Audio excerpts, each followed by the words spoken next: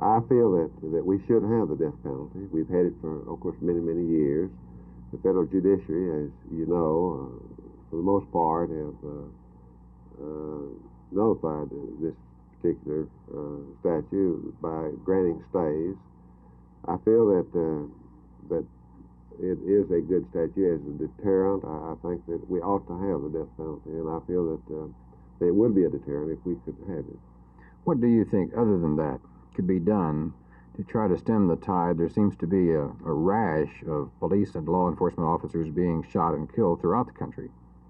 Well, of course, we're living in a day and age of growing permissiveness, and I think we see this in many areas of our society, and this includes a growing disrespect for authority and degree, and we've seen it oftentimes by children toward the parents or by students toward the teachers or the professors, and I think that, because it's generally known that most officers that get killed are not personally known by the assailants, by the people who actually do it. I think that this is a rebelliousness against authority, against the establishment. The officer is right in the forefront.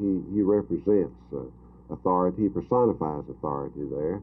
And these people, in their lack of moral convictions or in their frame of mind, take it out on the officer personally.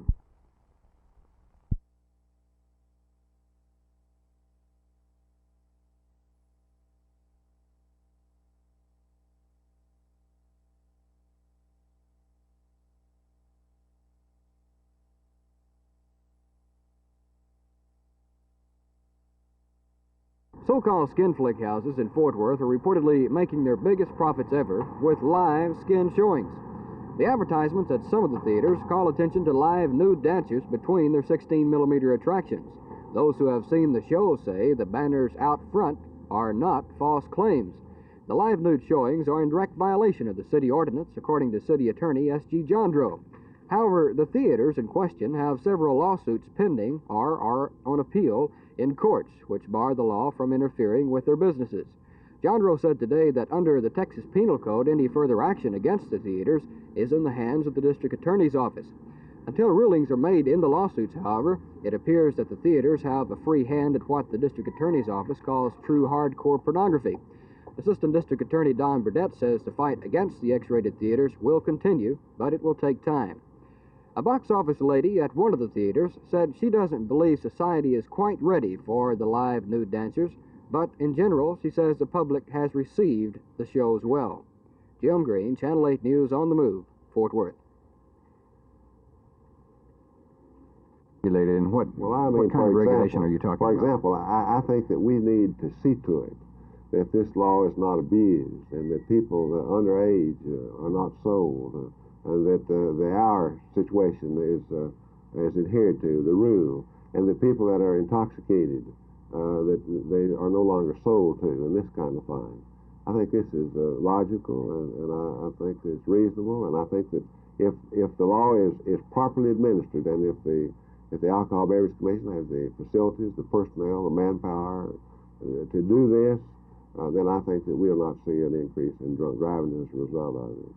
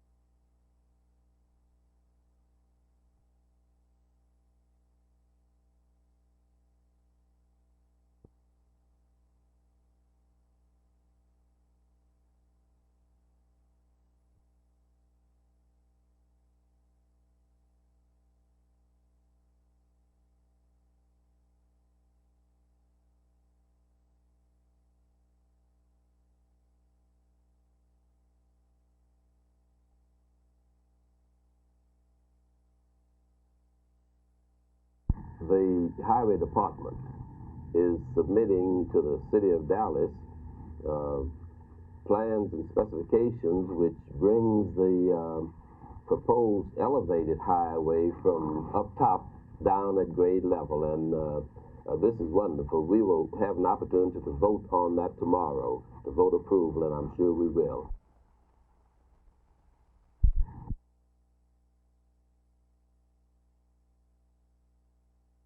I think that drunk driving is one of the biggest problems. Of course, we are aware that traffic is big in Texas. We've got more miles of highway and more vehicles and more miles driven than almost any state in the Union.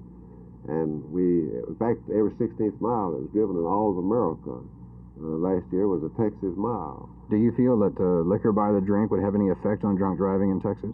I think that this would depend upon the degree of, or the way in which it's administered. I feel like that liquor by the drink per se, just as compared to being available in other ways, would have little, if any, effect upon the number of miles driven by people under the influence.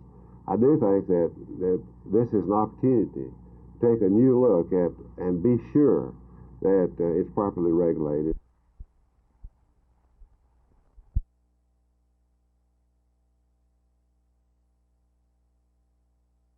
Well, it was not good. Of course, it wasn't run well. When we came off of this test that we hadn't planned on, it was a test we planned on, but came off as the real thing.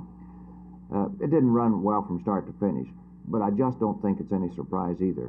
That we really don't have an emergency broadcast system. We have a plan, and when it's put into effect, then we form a system, and this is done in a matter of just a few minutes. But this the other day was, I guess you'd call it a fiasco, but it came down at the time of a regular test.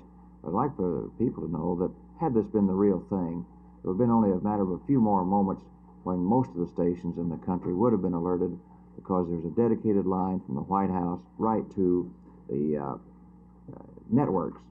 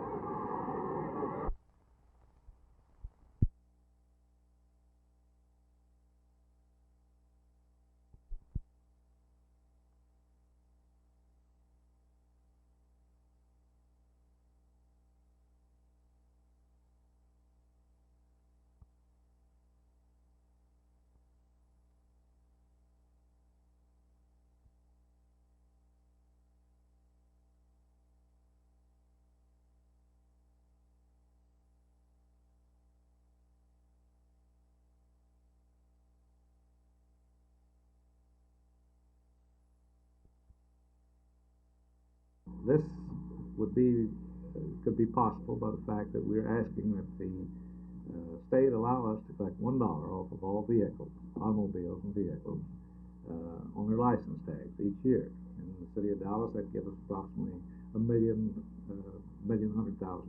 And of course, that increases each year because of the increase in population of automobiles. This, we feel, would enable us to give an excellent ambulance service. In fact, I've contacted the county judge and the commissioner's court, and they feel that they can give us one of the finest ambulance services in the whole United States.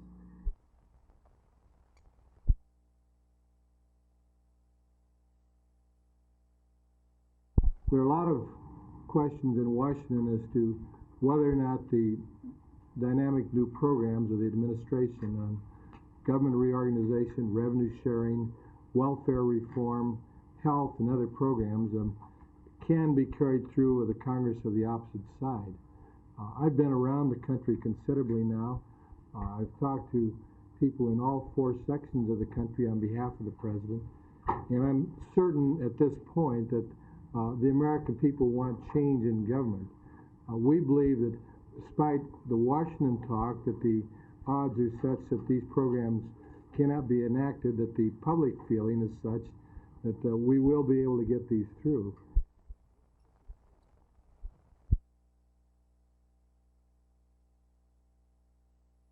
It's a comparatively simple operation. In fact, the urologists or the surgeons doing the operation, the actual operation takes no more than about 10-15 minutes.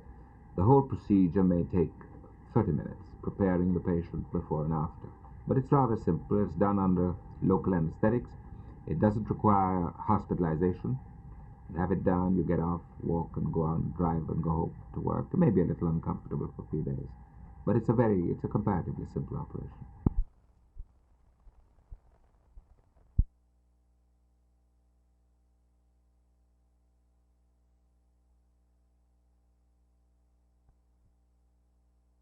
It seems that Fort Worth is going to limp along without a city manager till sometime in April.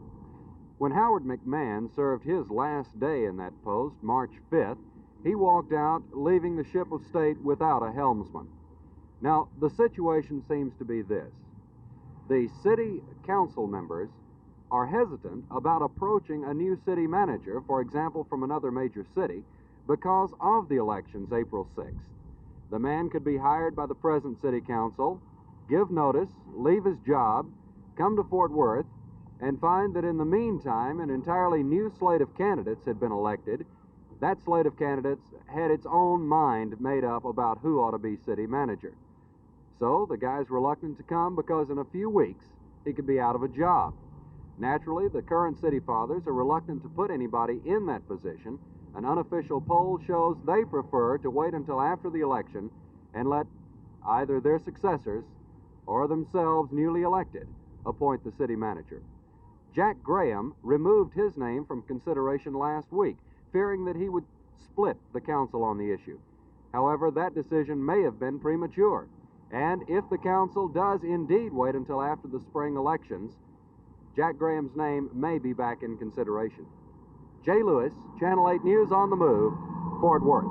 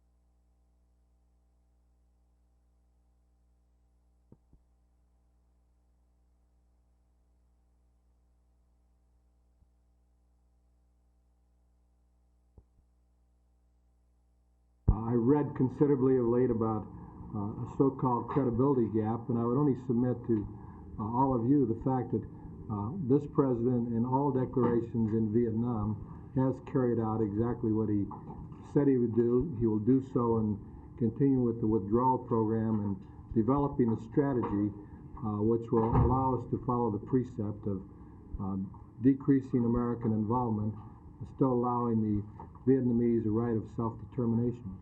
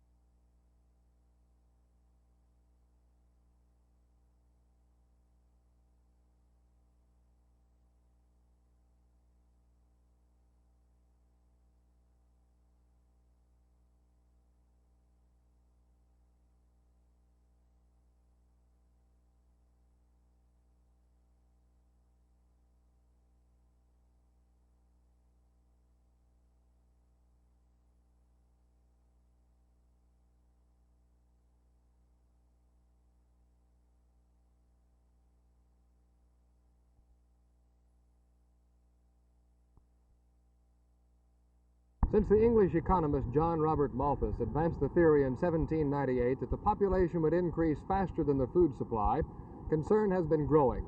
And of course, we've heard more and more in recent years indicating we might be reaching the crisis point in that regard.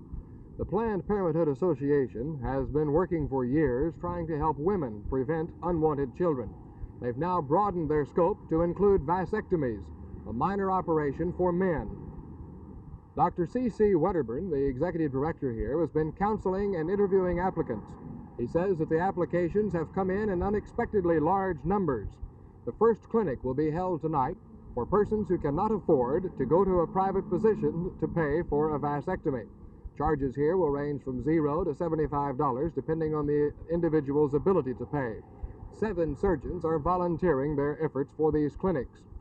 Dr. Wedderburn emphasizes that it is a minor operation with no dangers involved.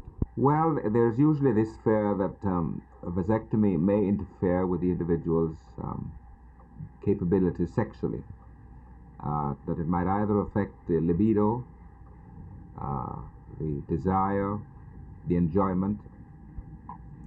Some have even felt that it might somehow or the other make them impotent. And this is the sort of thing that we have to make quite clear to the individuals who are very anxious. None of these things are true? None of them. None of these things happen. Mr. Fry, why did you decide to have a vasectomy? My wife and I decided that we had all the children which we wanted, and after much looking into it, we had found out that the vasectomy was the cheapest, or let's say the least expensive, plus the most sure method of birth control. Have you noticed any problems, changes, difficulties as a result of this? No, no problems at all, only that there is no longer the fear of pregnancy, which is a great thing not to have. Interest in clinics such as these, and in vasectomies in particular, will be expressed by some because of concern that the world is getting overpopulated. But most of the concern expressed for these things and for other activities of Planned Parenthood and similar organizations is going to be because of the population of an individual's family and because of his concern for the well-being of that family. This is Roger McDonald, Channel 8 News on the Move.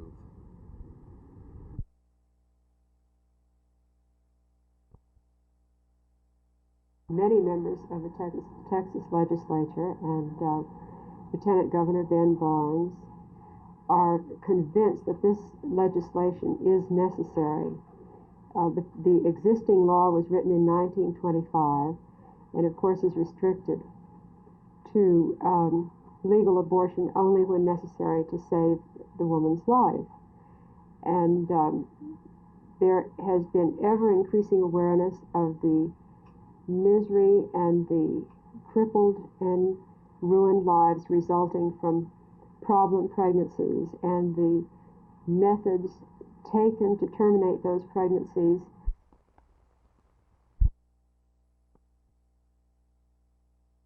Well, we just started last year. It was kind of an introductory year. We had 3 races and $90,000 in prize money. This year we have 12 races and about $250,000 in prize money. Last year people were wondering just how successful it was going to be. Now it's pretty sure that it's going to be hopefully like the golf tournament or professional tennis or whatever, in just a few years.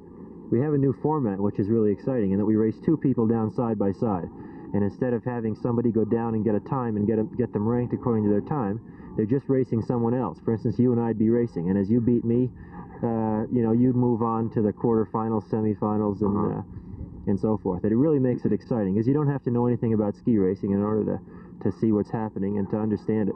Have you been able to attract the same international competition that you get in amateur competition? Yeah, the organization is set up, with members. We've got 90 members from anywhere from Italy and Norway and Austria and France to Japan, and about 15 Americans. And although all our races this year are in the States, we're going to have, within a couple of years, we'll have races in Europe, in Canada, Japan, Australia, Chile, and so forth. I would guess that you're anticipating television help, too. Yeah, ABC Television is quite interested in it. They're going to televise 2 races this winter. As a matter of fact, one of them was a race we had last week at Boyne, Michigan, which will be on Wide World of Sports sometime this winter. Giovanni DeBona, who was here in Steamboat, was second in that race, and I think that how'd Billy Kidd come out? Oh, not very well. I had my ski came off, and I didn't do very well at all.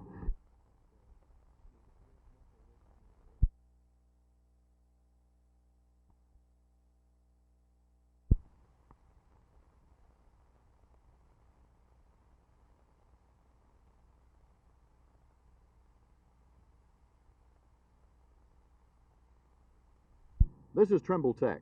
Many of the students here are of Mexican-American descent. There are 85,000 kids in school in Fort Worth. 8,000 of those are Chicanos. Of those who ever enter a public school system, 70% drop out before they finish. What is being done here at Tech is a step in the right direction. It's called a Chicanismo Studies program. Mexican-Americans teach it. It is aimed at the dropouts. And what it tells the kid is, you should be proud of who you are and of your heritage. You can make a contribution to society. But this goes a step further. It tells a kid you've got more to consider than your own selfish interests when you start talking about dropping out. La Raza, your people need you, and they need you educated. The project is the brainchild of Joe Gonzalez of Block Partnership. We're trying to fill in where the schools we feel have lacked in helping the Mexican American to know that he has values positive within Chicanismo that he can do for himself, trying to create minds so they can reach a level of belief of equality of ability, so that they can go on and contribute then to the larger society as confident people and can contribute to the large part. What kind of reception are you getting from the kids? The people that we've talked to individually feel that it's good. We're talking about the Chicanos, the young people we've talked to. They feel that it's good, they want to come. As of yet, we won't know until we start this afternoon. What about the school system itself? That has been really wonderful response, Jerry. I thought we were having some problems when you called to the people there the following week. They called me and told me that they were ready to discuss the program, that it had some very good points. The people responsible for the project are concerned citizens, and they are responsible people. They are not regularly employed school teachers. The need is great for young Chicanos to recognize who they are and where they're going. A group of Mexican-American leaders from Fort Worth are devoting their time to the project because they see the possibility of tremendous strides as a result. This program is an experimental one. There is no guarantee it will work. But if it does, it will become an integral part of the school curriculum next year. If that, too, is successful, then a pattern line may well have been drawn to guide other minority groups in solving their educational deficiency problems. Jerry Taft, Channel 8 News on the Move, Fort Worth.